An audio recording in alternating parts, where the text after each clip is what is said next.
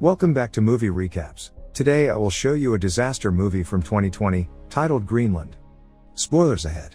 Watch out and take care. We see construction work being done on top of a massive building. Two men are talking about some delays. The one that's frustrated with the situation is the boss, John. Moments later, he's driving his car, listening to the radio about an interstellar comet that will fly by close to Earth. He arrives at a suburban neighborhood and walks up to a house, reluctant to go in. He enters a room where a woman is seen on a treadmill. That's Ally, his wife. They have an awkward conversation surrounding their child, Nathan, and his upcoming birthday party. The son arrives and is excited to see him. They go to his room and talk about a drawing he made of the coming comet, named Clark. As they're laying on the bed, it's revealed that the boy is a diabetic. They talk about John's separation from his mom. Later, the three of them are in a living room listening to the news about the comet. The interstellar body is moving fast toward Earth and is made up of many pieces of ice trailing behind it. That night, he's seen moving back in the house, taking a guest room. The next morning, the dad is listening to the news about the comet again. They're saying that pieces of the comet will fall on Earth, but that there's no reason to worry. While he's cleaning the grill for the upcoming party, Ally walks in and tells him that he needs to go to the store to pick up a few things.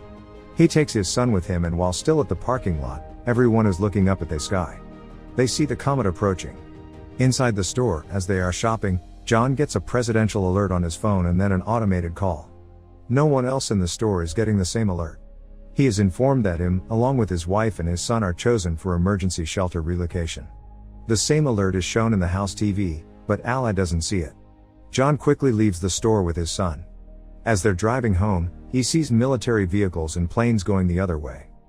When they arrive home, the people have already gathered for the party. John goes to talk to Ally in the kitchen and asks her if she got the same alert. She dismisses him, thinking it's just a test, but he tells her about the military he saw on the way, suspicious about what's happening with the comet. Both of them come back to the living room, where everyone is watching the news, expecting to see a part of the comet hitting the Atlantic Ocean. No one is worried as an image of the fragment is shown on the TV screen and the kids start counting down. When they reach to one, waiting to see the splash in the ocean, nothing happens for a moment. There's a little earthquake and John walks out of the house. He sees a flock of birds flying away, when suddenly a massive shockwave hits him over, felt inside the house as well. He comes back in and everyone is scared, still listening to the news. The newscaster announces that the piece has impacted a city in Florida with a shockwave that was felt for thousands of miles. The city was completely destroyed. As an orbital shot of the comet hitting is being shown on the news, the people wonder if more pieces will hit the planet. John gets another presidential alert. The call plays on both his phone and the TV, so everyone can see what the message says. None of the others are getting the same message, which states that John can't take anyone else to the shelter, except his family. He gets a security code to enter the plane on his phone. The others leave in a panic. John and Ally are packing, worried if they'll have enough insulin for the boy. The child asks about his grandpa. Ally is preparing food and listening to the terrifying news, as John goes to get Nathan, who says that the sky is on fire. Pulling out of the driveway, they see that none of their friends got the same call. One of them tells the family that the news is reporting that a huge piece of the comet, called Planet Killer, will hit the Earth in 2 days. As they are leaving, another neighbor runs to them, begging to take their daughter. John refuses and they drive off, arguing in the car that even if they did take her, she might have been turned away at the airbase. Later, as they are driving, people are seen already looting the stores. Suddenly, they drive up to a massive traffic jam on the highway and John goes the other way, taking a side road. They're listening to the news on the radio, saying that there have been more impacts and others are expected, which might take out entire cities or even cause an extinction level event. They arrive at the airbase, being guarded by the military. People are gathered around the doors because they're not being allowed in. The family pushes through the crowd and is allowed entrance with the barcode they received. Once inside, they are given wristbands for personal identification and are told to move all their things into one smaller bag. Suddenly, they realize the insulin for Nathan is gone and John goes to take it from the car. Ally goes to tell the soldiers about her husband, but tells them about the boy's diabetes and causes a problem. She's taken to a superior officer that informs her that someone with a chronic condition can't be on the plane. Ally tries to reason with her, but she gets turned down. She and her son get escorted out of the base. Meanwhile, John comes back and is headed toward the planes looking for them, unaware of what is happening. John boards one of the planes that's about to take off and tries to reach Ally, but can't. One of the passengers there sees the insulin and tells him about the rules regarding chronic illnesses. John panics and asks to leave the plane. Suddenly, the base gets breached and the people start shooting toward the military.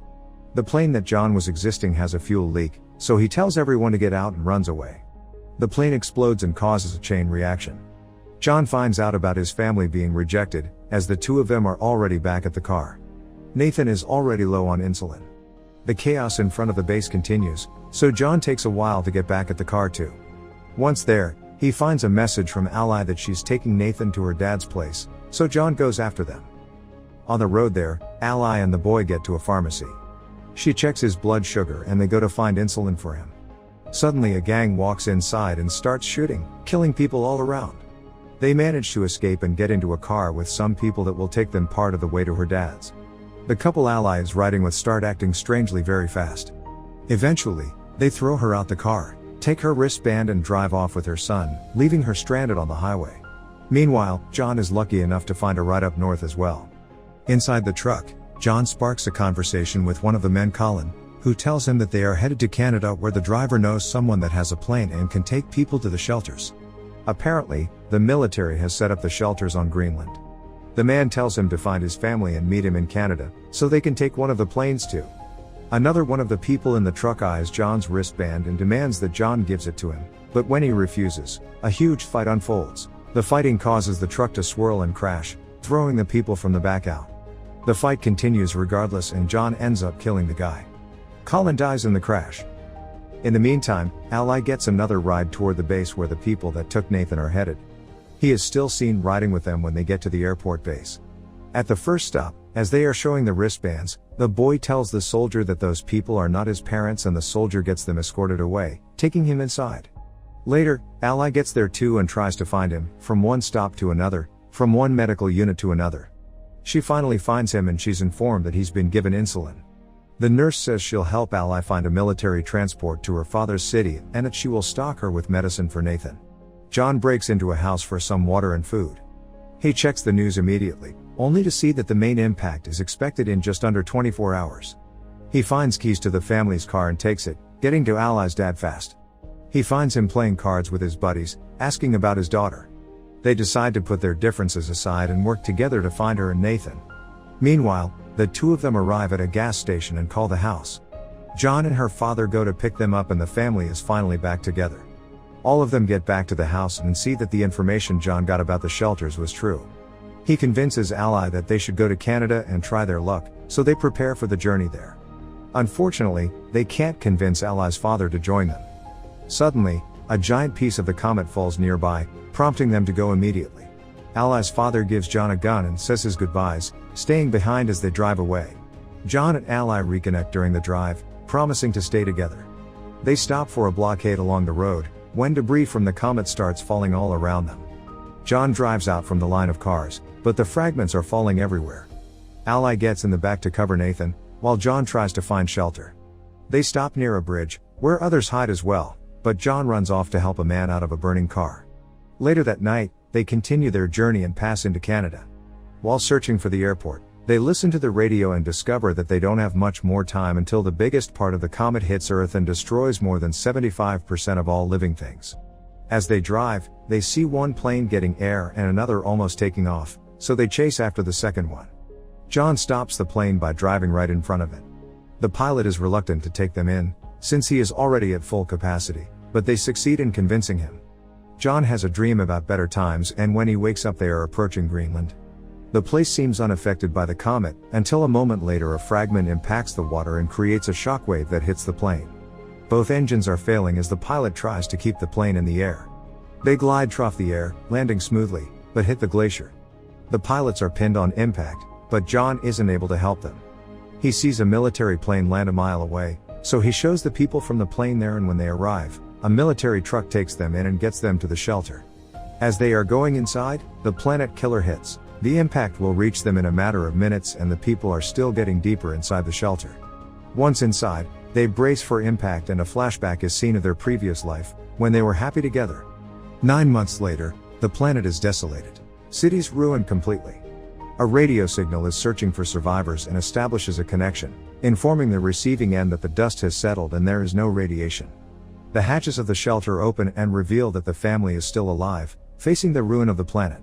As a symbol of hope, they see a bird flying outside and start coming out of the shelter.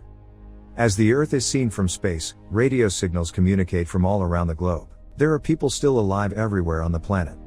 Make sure to subscribe and turn on notifications so you can watch more videos like this. Thanks for watching.